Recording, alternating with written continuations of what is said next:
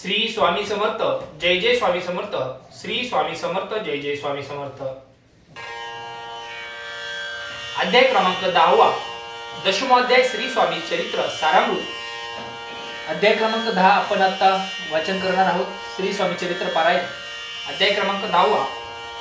तर सर्व श्रोत्यांना मनापासून विनंती आहे की आपण हा अध्याय मनोभावे श्रवण करा आणि डेस्क मराठी चॅनलवरती श्री स्वामी समर्थ चरित्र सारामृत अध्याय क्रमांक 10।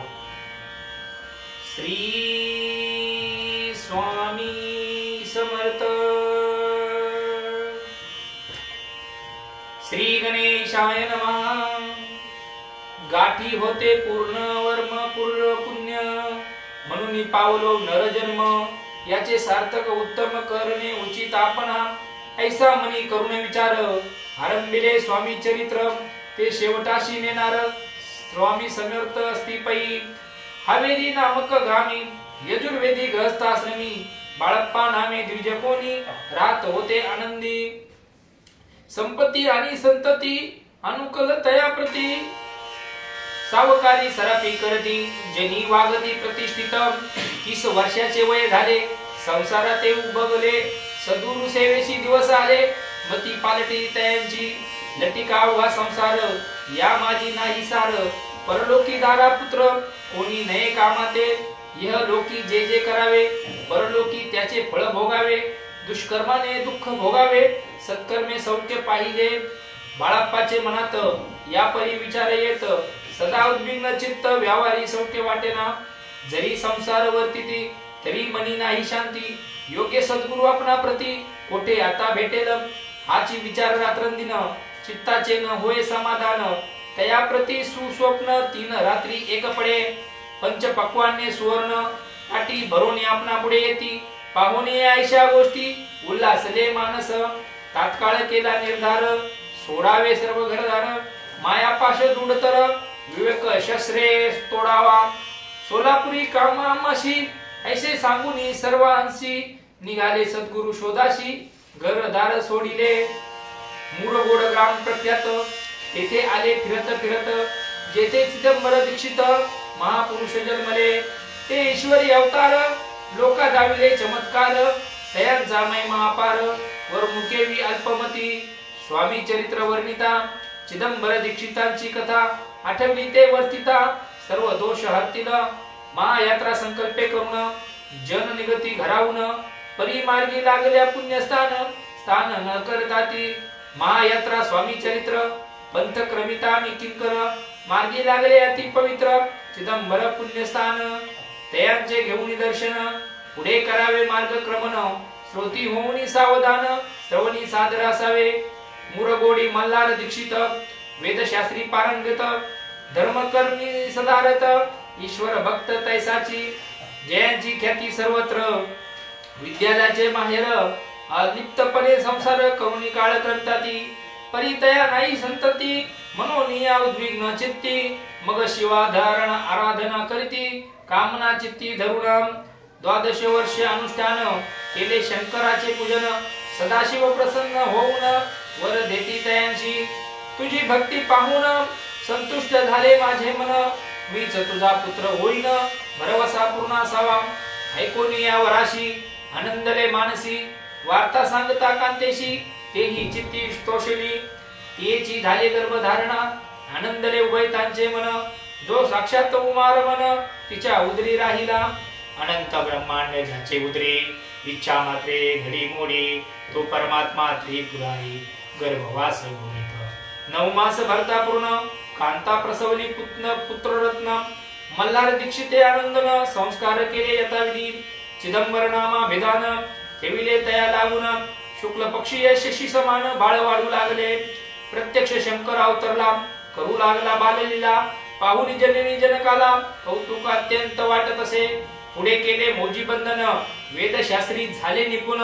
निघंट शिक्षा व्याकरण, काव्य ग्रंथ पडविले। एकदा यजमानाच्या घरी, व्रत होते गजगौरी। चिदंबर तया अवसरी, पूजे लागे आणिले।